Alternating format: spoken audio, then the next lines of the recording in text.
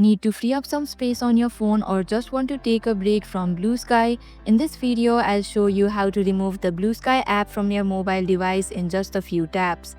Hello everyone, welcome to Tech My Life. In today's video, I'll be showing you how to remove BlueSky app from your mobile. So without any further ado, let's get started. First, tap and hold the BlueSky app icon until a menu pops up or the icon starts to jiggle. Then tap on App Info option. And on this page, you can see the uninstall option. You can simply tap on it in order to remove the app. Similarly, the next way to uninstall this app is go to the Play Store app. Here in the search bar, type in BlueSky. Tap on the app. Now in the app's details page, you can see the uninstall option. Tap on it. A confirmation prompt will appear asking if you're sure you want to uninstall the app. Tap on the uninstall option.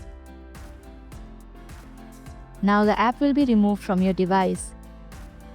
And that's it. You've successfully removed the BlueSky app from your mobile device. If you enjoyed this video and found it helpful, make sure to like, share and subscribe to Tech My Life for more videos like this.